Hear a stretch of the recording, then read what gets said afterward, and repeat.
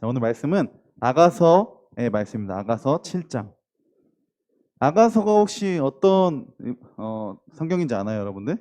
아가서 혹시 설교 시간에 들어봤어요, 여러분들? 아가서. 아가가 무슨 뜻일까요? 저도 좀 이제 우리나라 성경이 되게 그냥 딱 이렇게 단어로만 보면 되게 어려운 것들이 많아요. 그래서 좀 하나 팁을 드리자면 영어 성경을 좀 보면 되게 어떨 때는 쉽게 표현된 그 문장들이 있어요. 아가서는 Song of Songs라고 뭘까요, 여러분들? Song of Songs 뭔 송이 뭐예요, 여러분들? 송이 뭐예요? 미안해, 시험 끝나고 온 여러분들한테 갑자기 시험 보는 것 같은데 송이 뭐예요? 노래 아니에요, 그죠? 싱은 뭐야? 생 싱생송 죄송합니다. 아무튼 여러분 노래잖아요, 그죠? Song of Songs AOB는 뭐야? BA잖아, 그죠? 노래 중에 노래, 그죠? 너무 문법적으로 얘기해서 표정이 별로 안 좋네. 노래 중에 노래, 그럼 뭐예요? 뭐뭐 중에 뭐뭐가 무슨 뜻이에요, 여러분들? 더 베스트 이런 거 있잖아요, 여러분. 뭐뭐 중에 뭐뭐는 최상급 이잖아요. 비교급 최상급 안 배웠나요, 여러분들? 뭐 플러스 이스트 뭐 이런 거 안 배웠나요? 최상급 표현이에요, 여러분들. 그러면 이 아가는 노래 중에 가장 아름다운 노래다 라는 의미를 가지고 있어요. 죄송해요, 여러분. 괴롭게 해서 얘기하는 나도 괴롭고요, 듣는 여러분도 괴롭고, 그죠? 자, 아가서 우리 한번 저랑 한 절, 여러분들이 한 절 읽어볼 텐데 우리 예서가 앉으면 같이 읽어보도록 할게요. 예서 빨리 앉을까? 응. 예서 오랜만에 하네. 자, 제가 한 절, 여러분들 한 절 돌아가면서 읽습니다. 귀한 자에 따라 신의 신은 내 발이 어찌 그리 아름다운가. 내 넓적다리는 둥글어서 숭령공의 손이 만든 구슬개미 같구나.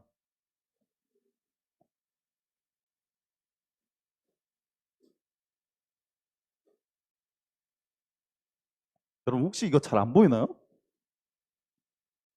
아니에요? 잘 보이죠? 다시 한번 크게 읽어볼까요? 2절 시작.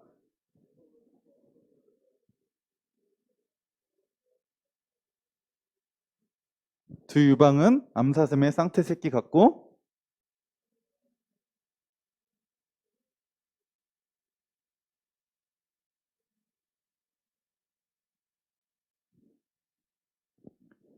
머리는 갈매상 같고 드리운 머리털은 자줏빛이 있으니 왕이 그 머리카락에 매이었구나.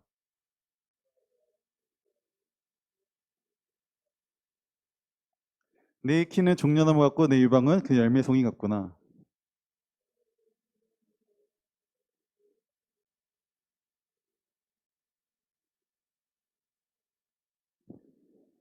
내 입은 좋은 포도주 같을 것이니라. 이 포도주는 내 사랑하는 자를 위하여 미끄럽게 흘러내려서 자는 자의 입을 움직이게 하느니라.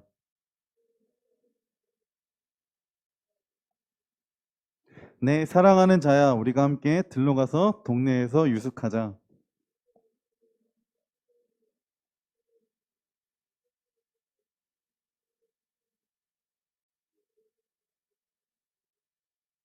마지막 절 함께 같이 읽어볼까요? 시작. 합판체가 향기를 뿜어내고 우리의 문 앞에는 여러 가지 귀한 열매가 새거 묵은 것으로 마련되었구나. 내가 내 사랑하는 자 너를 위하여 쌓아둔 것이로다. 네, 우리 말씀을 읽기 전에 동영상 같이 보고 함께 말씀을 나누도록 하겠습니다.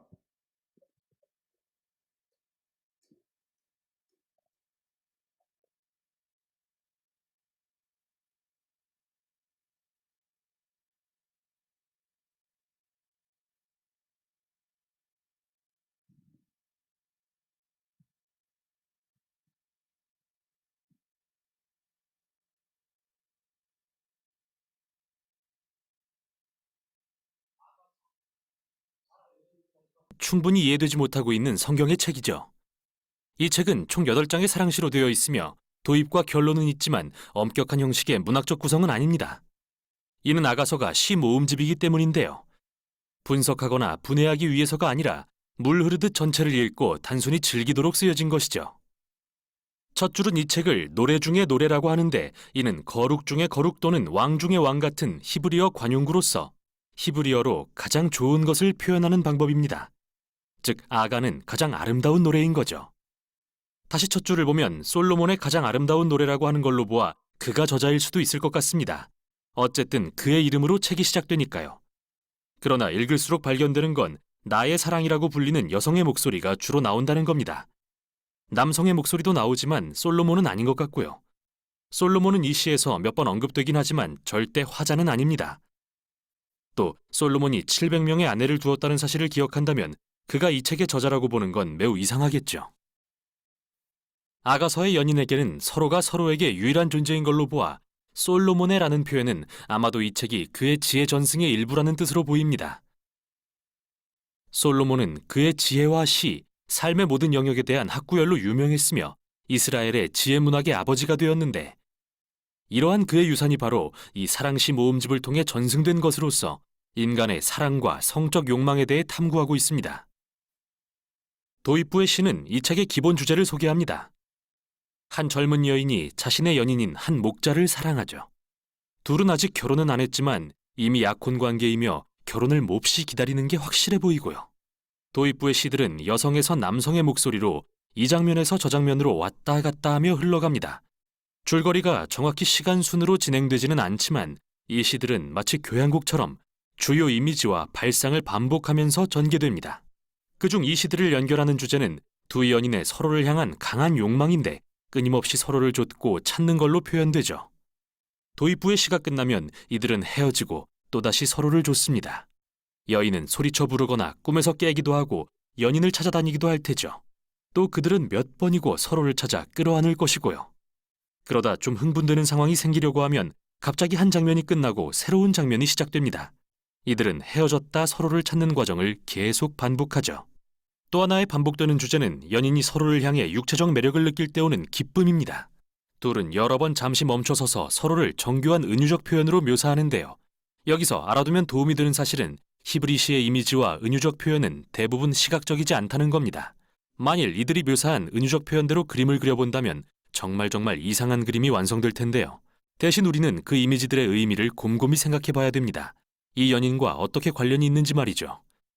이렇듯 반복되는 시적 표현을 읽다 보면 연인의 욕망, 기쁨, 그리고 끌림 속에 긴장감도 쌓이는데 이러한 반복은 시적인 도구로서 성적인 사랑의 신비와 강렬함에 초점을 맞춰 강조하기 위한 것이죠. 결론에 이르면 이 모든 게 합쳐지죠. 잠시 멈춰 이 시들의 의미를 요약합니다. 사랑은 죽음처럼 강하며 질투는 무덤처럼 잔인하여 맹렬한 불처럼 타오릅니다.